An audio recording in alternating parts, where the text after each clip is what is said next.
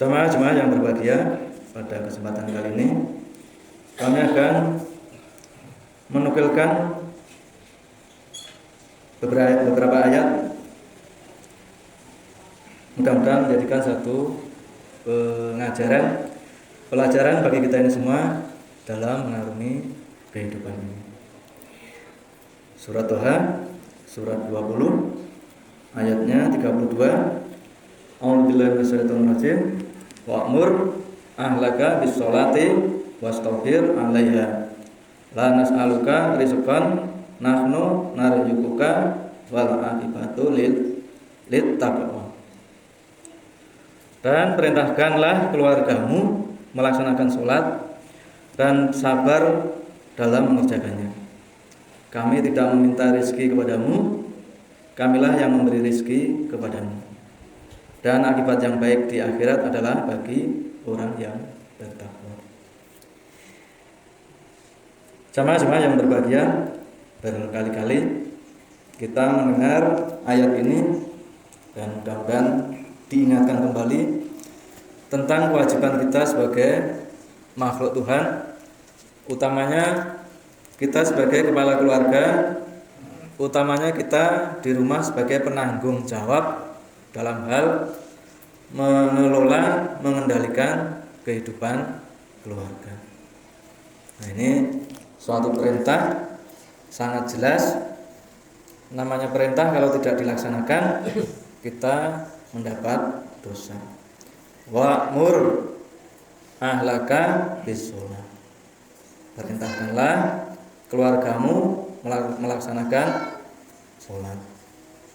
Nah, dalam hal mendidik sholat ini kita tidak bisa mendidiknya mulai umur 15 tahun.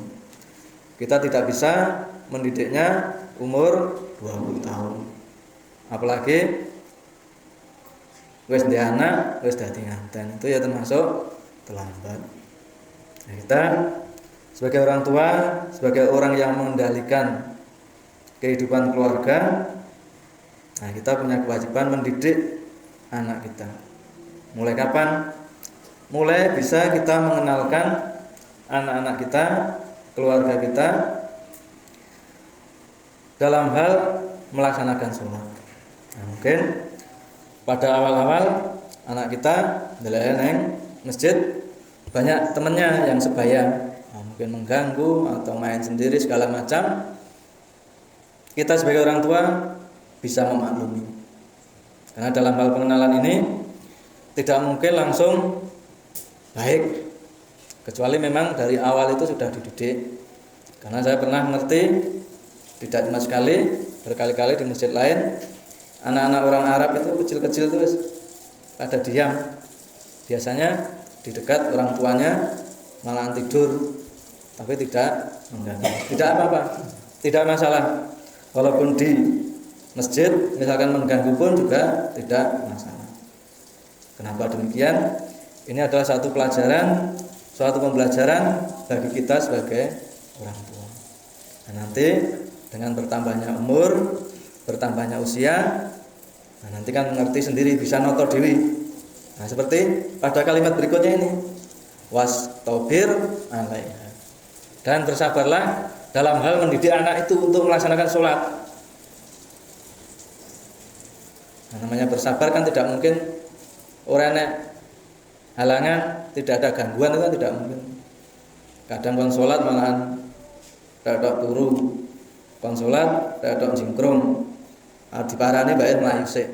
Ini adalah satu, kalau masih kecil senilah kita dalam hal menghadapi anak-anak kita, bersabar. Nah, dalam hadis yang lain juga dijelaskan umur 7 tahun sudah mulai untuk dididik, ditata lebih baik lagi dalam hal sholat. Umur 10 tahun orang gelem ya ditutuk atau digebuk, ning orang nanti klenger. Nanti kan menjadi satu masalah. Nah, pada kalimat berikutnya kadang kita mendapati satu suara atau kalimat yang mengatakan Allah lah kowe salat nyatane ya ora sugih. Kowe salat mempeng nyatane ya uripmu rekoso dan lain sebagainya. Padahal ini satu hal yang terpisah, satu hal yang tidak bisa disambung, tetapi ada hubungan secara tidak langsung. Kenapa saya katakan demikian? Kalau ada hubungan langsung, wong-wong sing ra salat itu malahan rezekine lancar. Orang-orang Cina, orang-orang non-muslim ora salat malahan sugih blegedhuk. Wong-wong sing do salat kae malahan do jungkir nyempale golek rezeki ya. Amin. Makanya saya katakan salat itu orang golek rezeki. Salat adalah lillahi ta'ala. Ada yang mengatakan juga salat sunnah apa itu? Duha. Itu tujuannya golek rezeki. Ini saya juga belum begitu memahami arahnya sampai di mana. Tapi banyak di antara saudara-saudara kita yang akhirnya nyandi jamnya ini kok sholat jam 09.00 jam 8 esuk salat duha rezekinya lancar.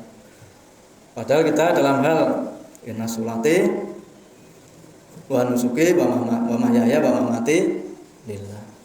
Kita dalam hal aktivitas hidup, dalam hal aktivitas menuju kepada kematian, aktivitas sholat, ibadah nusuk adalah lillah. Makanya berkali-kali para khotib mengulang-ulang untuk ditampilkan lagi, diingatkan lagi dalam hal sholat. Karena apa? Sholat itu adalah tujuannya tanha anil fahsya wal munkar. Wong sholat kok isih seperti yang baru-baru ini ditangkap itu. Jari ini kiai kok malah naling. Tapi memang itulah. Ya, sholatnya belum pas, sholatnya belum benar. Karena apa? Seperti yang saya katakan tadi, sholat adalah mencegah dari faksa dan munkar. Jadi dikatakan, kami tidak meminta rezeki kepadamu, tapi kamilah yang memberi rezeki kepadamu. Kami Allah. Nah, jangan sampai kita dalam segala hal aktivitas, kalau kita pernah mendengar orang enek cacing sing kuru. Nah, yang cacing cilik golek cacing ku mancing iki, cacingnya kuru. Belum pernah mendengar seperti itu. Cacing orang enek sing kuru. Dan kita kan tidak pernah ngasih makan cacing. Nah, cacing aja diberi rezeki oleh Allah. Nah, kita alhamdulillah pasti diberi rezeki oleh Allah. Dan di sini ditutup dari ayat ini, wal akibatu littaqwa. Dan akibat yang baik, akibat yang akan kita terima seandainya kita orang yang bertakwa, kita akan dapatkan satu pahala yang besar. Nah, ini sifatnya ghaib masalahnya. Seperti saya katakan tadi, sing jengking nyatane uripe ya jengkir balik. Sing ra salat malahan lancar. Padahal kebahagiaan itu ada di dalam hati. Padahal kaya itu juga ada di dalam hati. Al-ghina bina'un nafs. Sugih iki apa sing ana ning atine awake dhewe. Nah, gegere orang-orang yang korupsi itu ya jadi bupati, jadi gubernur, jadi punggawa, tapi sih gelem mengambil yang bukan haknya. Nah, itu kan sugih tanda tanya. Kalau kita secara zahir wah bupati ini mesti duit mesti sugih. Ini nyatanya sing jikuki. Nah, kita alhamdulillah dan mudah-mudahan terjaga dari hal yang demikian itu. Apa yang kita dapatkan kita syukuri, kita termasuk orang yang qanaah. Kemudian pada hadis-hadis yang lain juga dijelaskan di sini seperti sedikit yang saya bacakan tadi, hadisnya dari Abu Dawud dan Ahmad. Suruhlah anak kalian sholat ketika berumur 7 tahun dan pukullah mereka ketika berusia 10 tahun untuk mengerjakan sholat. Nah, kita punya anak umurnya wis do pira? Sing nganti 7 tahun kok dorong salat. Nah, ini orang tuanya ngerti piye carane untuk mengerjakan sholat. Umur 10 tahun kok dorong mapan. Nah, kita punya kewajiban untuk memukul tapi tidak berbekas. 15 tahun kok itu tetap belum salat, ngel. Jajal malahan kita yang dipukul. Nah, makanya kita harus baik-baiklah terhadap anak kita supaya kita menjadi mudah untuk mendidik anak.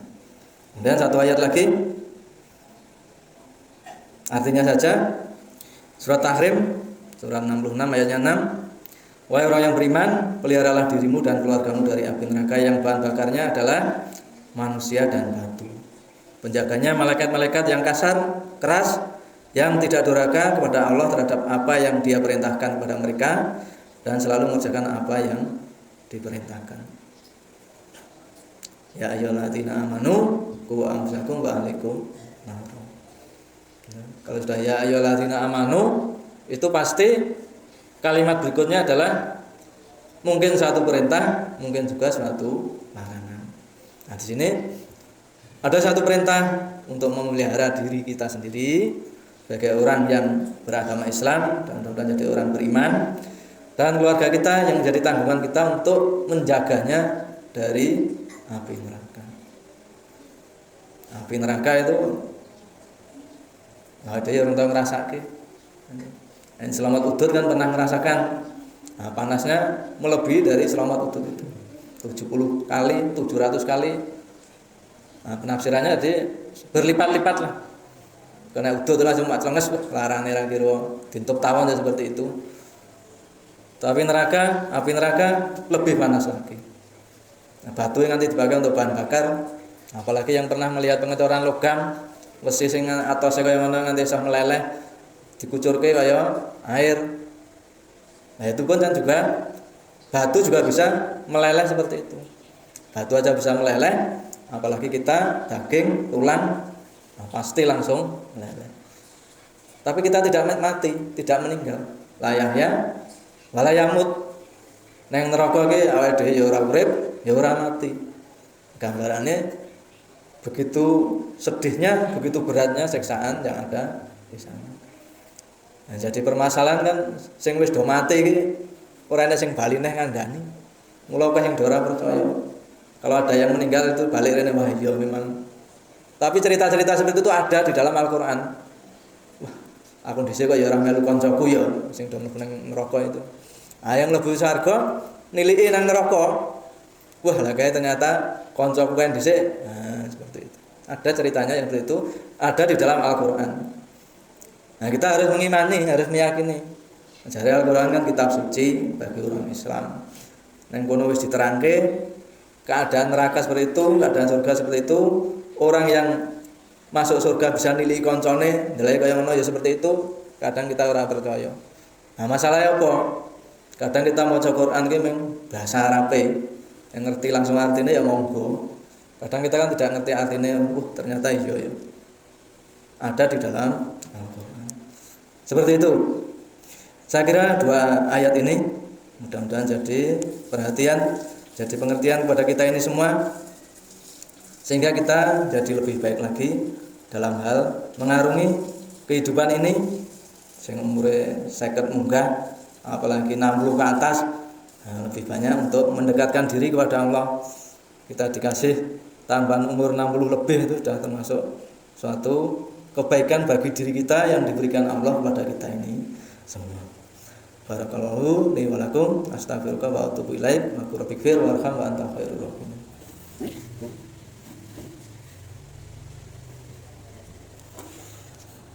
Alhamdulillah, alhamdulillahirabbil alamin.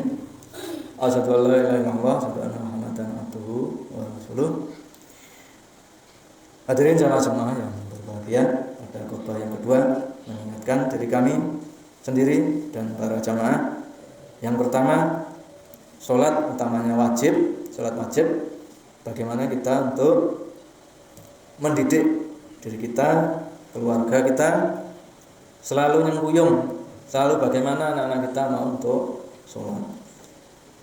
Yang kedua, sholat itu tidak ada hubungan langsung dengan rezeki. Kemudian yang ketiga, akhir dari ayat tadi, bahwa neraka adalah gaib dan kita berusaha dan selalu berusaha bahwa neraka itu adalah sesuatu yang sangat-sangat untuk kita hindari. Karena bagaimanapun kalau lihat atau kabar-kabar berita yang ada di dalam Al-Quran, dalam hadis begitu panasnya.